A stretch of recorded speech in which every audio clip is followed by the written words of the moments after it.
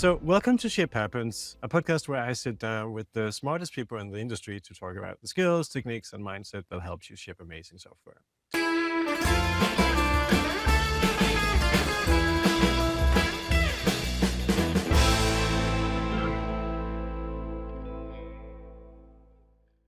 Some of the best insights on Ship Happens happen when experts disagree. In this special compilation episodes, we've gathered some of the most thought-provoking moments from recent conversations across engineering, platform operations, AI, DevOps, reliability, and software delivery. You'll hear perspectives from industry leaders, founders, operators, and technologists tackling the challenges of shaping modern software organizations.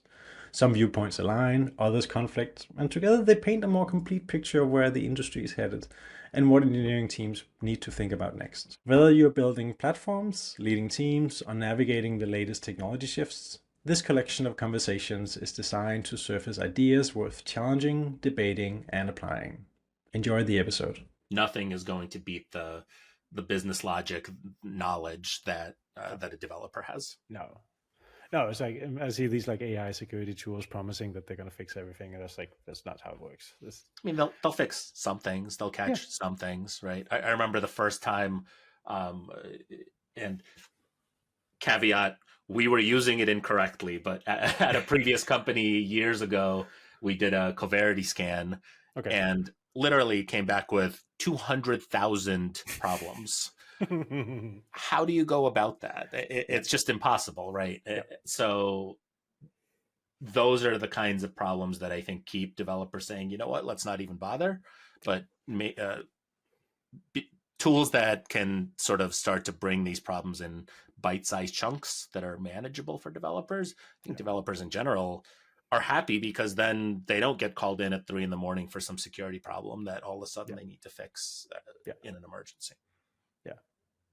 And I think for anyone who's ever had the misfortune of looking at like a NIST 853 like control table of like these like, oh, here's like the 67 whatever it is, like these are all the things you need to like implement. It's like, oh god, there's a lot of things, but it does kind of make sense. Like each control solves like a tiny part of the problem, but you kind of need like pretty much all of them.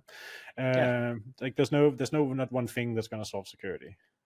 And they're all, yes, you need all of them. And if you think about it, like they make a lot of sense. Yeah, they do. Right? Like they make sense even outside of technology. Hey, separation of duties is a good thing to have, right? You want to have, you know what? If you're going to have a key to your car, you probably want your spouse to also have a key to the car because you don't want to get locked out, right? Like there's analogies outside of technology that just make sense. But when a security person says, go do this, then all of a sudden there's pushback. Because people, I think that the problem is it's hard to charge for security, right? For all of our products. And so it ends up being a cost center. And because of that, there's this like, insurance company game, right? Hey, if I get hacked, then it's going to cost a whole lot. But what if I don't get hacked? And that's just not a great attitude nowadays, right? Everybody has to take it seriously. Fundamentally, the way we package AI, the way we package personal data, that's what's wrong.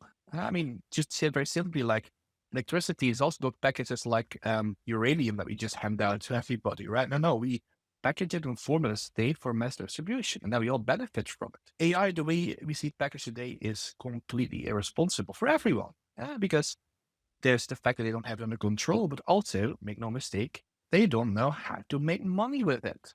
Like nobody knows how to make money, and that's a real problem because that's where you see the shortcuts. So what we see today is shortcuts of companies playing a shorter term game because we haven't cracked the economic puzzle. So by all means, I want it to be just a very simple economy and not whatever it is we're trying to do today because it's not sustainable. We need to do something with this immense power of AI, but the way we package it is it's not working for anyone really. The way we deal with AI is like if we just like shipping uranium instead of like having socket for electricity.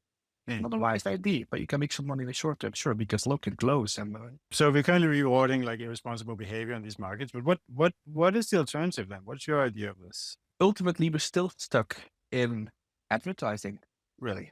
So what we see is, so basically, after big data came big AI. so to speak. And big data was never really resolved. Like we haven't found a sustainable way, because the problem with data is that you can keep on copying it, right? So if you have it good and I have it, like there's no rivalry between us. Like we can both have it and a third party can have it. So basically with data, it's about making sure nobody else has it. And in a way, AI is simply liquid data, because that's what it does. Like an AI model by itself is only as powerful as a new energy you inject into it, right? So any algorithm, be it generative AI or whatever, you need to feed it data to get something out of it. Right? So the whole shift towards AI now is on one hand facing the same problem, because the heavy data dependency, even bigger than with big data, I would say. And interestingly, we're also going towards the same solutions, like, oh, you know what?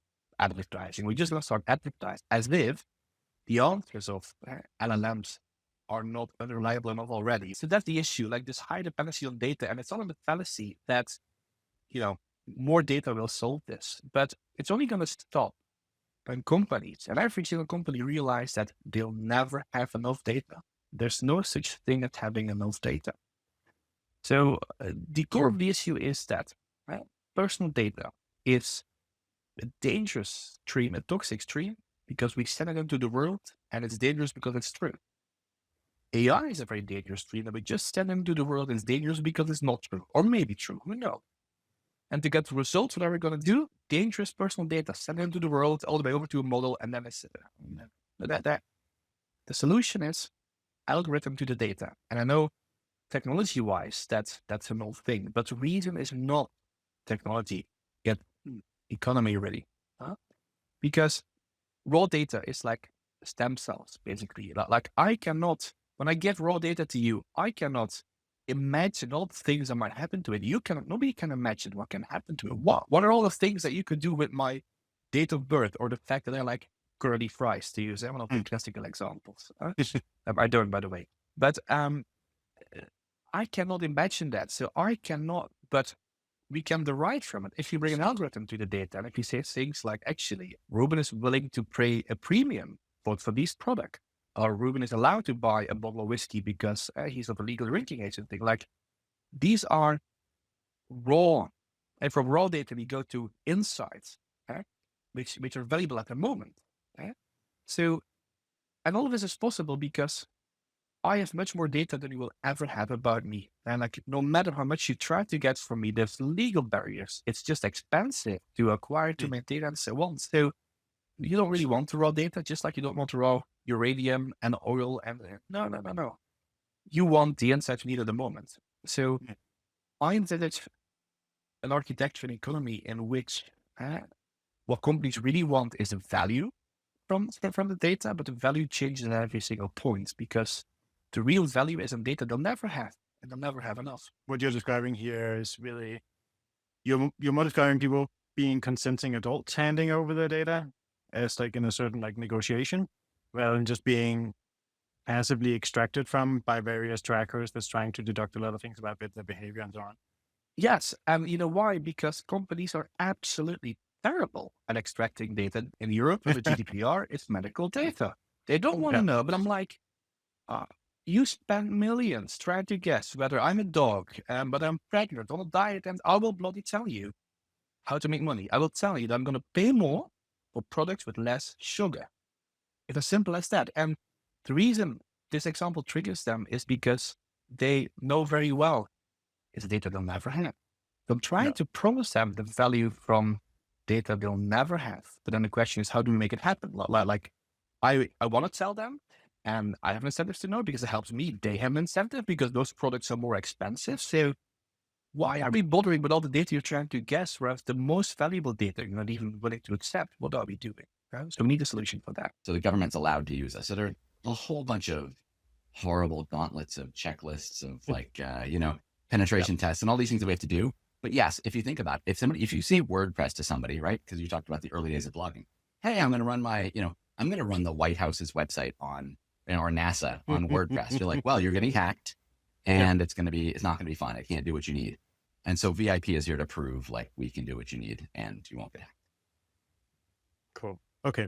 And yeah, I guess also that whole like FedRAMP and compliance, this is still like, this is a big value for people, even though kind of like a hidden thing. It's not a technical feature. It's just like compliance is just important for this like segment you're working in. So. Well, I'll tell you I don't know, the sad part about it is there's the difference between enterprise and consumer sales. It's taken me, I don't know, my whole long career to figure this out. But the difference between enterprise and consumer is sort of the difference between what Steve Jobs would do and what Mark Benioff would do. And they would actually argue about this because Steve Jobs thought Mark Benioff's job was kind of dirty. You know, you're selling ERP software to CIOs, and that's kind of gross. Disgusting capitalist. Exactly. No, but and that thing. And so like, well, why does he think it was dirty? I was trying to unpack this because we are running an enterprise division inside a massive consumer company. Our company our parent company owns Tumblr. You know, it's a free blogging platform. They own, you know, journaling apps and Clay and, Beeper and, you know, all these things, all these consumer apps. And they very much have a mind of consumers. And I was, for a while, I thought the tension between us and them was they really, really like $3 a month customers. And we like $1 million a year customers, right? Like, and that's the difference. But it's not that simple. In consumer sales, the best product wins. When you're buying a phone, when you're buying a pack of gum, like the best one wins. In enterprise, the person you're selling to doesn't use the product. So the best product doesn't win. I've got the FedRAMP certification. I met you at this conference. You know this other thing about me. The person buying from you doesn't use the product. And so you're not actually incentivized to make the best product. I'd want to make the best product. So that's the biggest tension between kind of our consumer parent company and our enterprise division.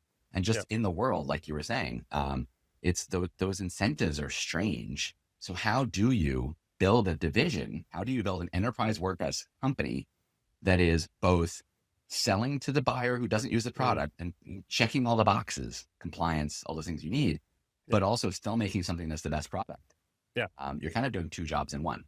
So you need a way how to expose, for example, API keys inside the sandbox to the agent, to the LLM, without actually exposing the real value of those API keys. So kind of need to swap them in flight. Another thing is storage. So basically the goal where I think this is going is like you have this infinitely scalable computer in a cloud for each agent, and it kind of morphs into the form what the agent needs at the same at the right time. So as the agent is pulling bigger repositories, is running more complex workloads, the sandbox should kind of on its own like increases storage. Like imagine it's like backed by something like S3 bucket, and you can just keep uploading stuff as you go, and you don't worry about it, like if it's full, if it's not full, and you pay as you go as you are using it. Or it should like increase the RAM, increase the CPU, or decrease the CPU, because like you want basically these workloads to be very optimized on what the agent is doing, and you don't want to overutilize. Or you don't want to like overkill the spec of the sandbox and just have like 32 CPU just sitting there while the agent is basically running a simple Python server, and that's all. So yeah, like a lot of these things is like you imagine you have like a piece of infrastructure that can form into the right shapes very dynamically based on what the AI wants to do, what the agent wants to do. This is where we are going with E2B and our sandboxes. Cool. Like it's interesting to see how these like cloud primitives we've seen over the last 10, 20 years, and now they're morphing into this like new use case. Yeah, you can postpone some of that because you have the control mechanisms. Yes, but and also the maintainability, I guess. If it's messy code, it can be hard to add new capabilities later, of course. Yeah. So you do still need to look at the code. You still need to know the craft. But I think it's an interesting perspective of this, like we can just observe that it's actually working to an extreme. Yeah. Right? So, but I also think that also actually when we are talking about that, because I think this is so interesting. I think yes, it also changes kind of the need to do very thorough testing. At the same time, I think actually the notion that we now have AI capabilities that can allow us to generate a lot of the code, I think actually it means that the old way of, or that it kind of puts up another kind of need to actually have or think about writing good tests as an art again. Because if AI is going to produce more code that we don't have a chance to review all of it, then we need to trust the test even more. So we need actually somebody, and maybe you can use AI to generate some of the tests. So it's not that you need to handwrite all of the tests, but kind of having somebody thinking very thoroughly around how do we structure the test? How do we make sure that the important use cases that we should support in our application are still valid and still working as intended? I think those kind of things also is, so I think everything, all the tooling around software is actually almost getting a new renaissance with the introduction of AI, but suddenly because we can now have this new thing that we don't actually fully trust. I really love the Doe repo because they have so much good findings in there, and they say like 90% of all engineers are using AI as part of building software today. It's like 90% say yes to that question. But 80% doesn't fully trust it.